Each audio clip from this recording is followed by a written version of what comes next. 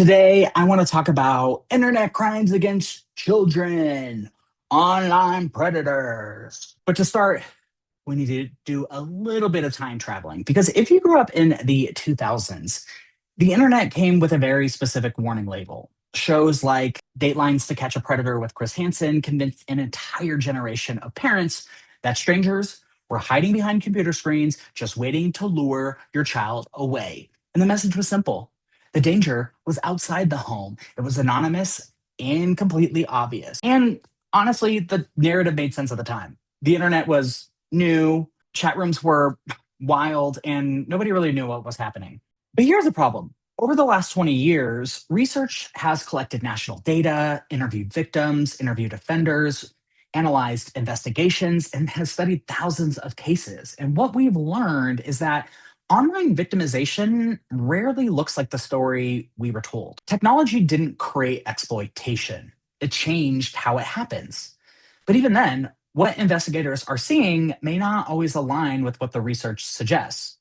Crimes against children is just another topic where we need to be very specific about knowing where our estimates are coming from and whether that comes from victimization versus reported data from the police. So let's start with victimization surveys. In one of the largest and most seminal studies of tech facilitated victimization, David Finkelhor and his colleagues from the Crimes Against Children Research Center out of the University of New Hampshire asked young adults about their experiences with online abuse that happened before they turned 18. And this matters because most of these incidents never come to the police, which is why we're focusing on the victimization data first. And the findings from this 2021 survey showed that about 1 in 6 youth, roughly about 16%, experienced some form of tech facilitated sexual abuse growing up. About 11% experienced image based abuse, meaning private images were shared or misused. Around 7% reported that they were pressured into sharing nude or explicit images or videos.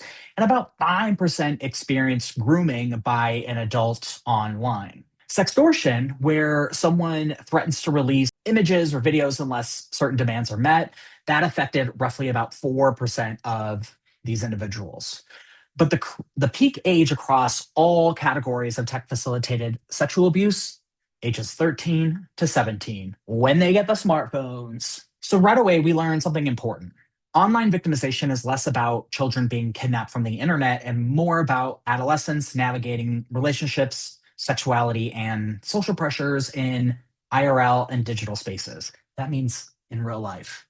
And what's also wild from an adult and parent standpoint is this notion that a young person, a young child can meet someone on the internet and then just meet up with them in real life, even though we do it with rideshare all the time. But anyway, in these cases, we imagine that there's a lot of deception, kidnapping happens, and then instant danger. But when researchers actually studied these cases closely, the reality turned out to be much more human and a lot more complicated. In interviews with youth who met up with online offenders for a sexual encounter, many didn't initially perceive the interaction to be dangerous. In fact, most of the offenders didn't pretend they were teenagers. Most didn't disguise their age, and a lot of the victims understood that they were talking to an adult. And for a lot of the victims who met up for the sexual encounter, they had been talking to this person for days, weeks, and even months. And so they described how the offenders gave them attention, they listened to their problems, they provided emotional support, and then gradually introduced sexual topics. And so, from the youth's perspective, this often felt like a relationship rather than a threat. And so, by the time they met up, youth described feeling emotionally invested or committed to their relationship with this person.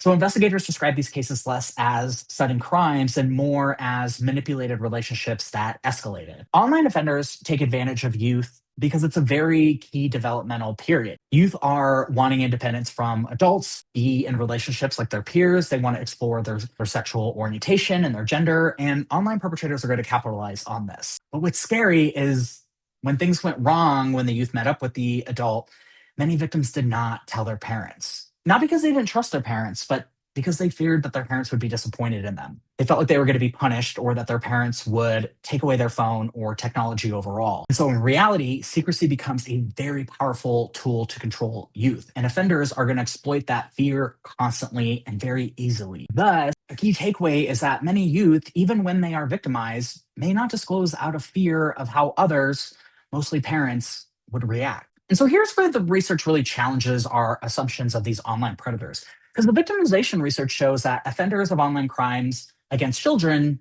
tend to be other children. So, a large meta analysis combining dozens of studies exploring the identities of online offenders found that nearly half of the offenders identified by victims were juveniles themselves, and that roughly two-thirds were people that the victim already knew: friends, dating partners, classmates, people they met at Taco Bell, people already inside their social world.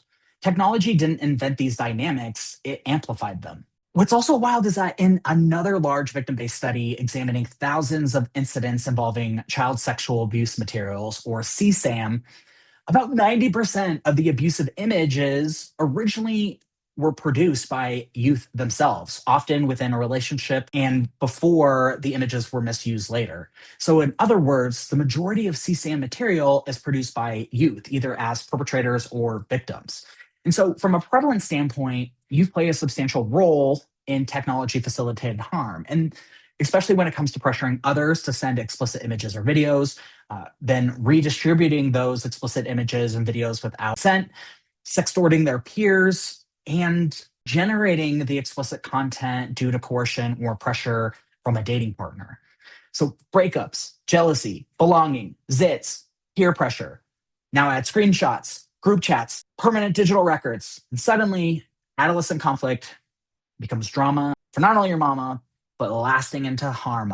It causes lasting harm. So overall, tech facilitated crimes against children are largely youth on youth phenomena. However, those who are actually held accountable for internet crimes against children look a lot different. Now we're turning to studies using data of people who have been arrested for online crimes against children or tech facilitated crimes against children under the age of 18. And this research is fascinating because it shows kind of a different picture, in that those who are held accountable tend to be more of the adults preying on children. So across national law enforcement surveys, about 95 to 97% of those who were arrested for internet crimes against children were found to be adults, and most fell between their late 30s and late 50s. So I know what you're thinking. You're like, wait, I thought it was youth. What gives? Well, arrest data are different because they don't measure who offends most often. They measure who gets detected and prosecuted. And so, given the rise in CSAM material, law enforcement resources are primarily directed towards adults targeting minors, cases where there's a coercive enticement using technology, where someone is producing child sexual abuse materials, or large scale possession or distribution operations. Whereas youth to youth cases tend to be handled more by families and schools. They tend to not really get prosecuted or diverted from prosecution. They tend to be legally ambiguous, or they are never reported at all. And so while youth behavior shows up in surveys, adults are the ones who are showing up in courtrooms. Both are true, they're just measuring different stages of the problem. However, arrest and victimization data look fairly similar in terms of the victims of offenders who are arrested for internet crimes against children. And so in those studies of the characteristics of offenders who were arrested for internet crimes against children, most of the victims tended to be female girls. They were primarily adolescents from 13 to 17. However, when looking at the nature of the CSAM material, they found that younger children tend to appear much more in CSAM production cases, but less in the online enticement. So victims in online enticement where someone is asking for nude photos or videos, those tended to be more youth versus younger.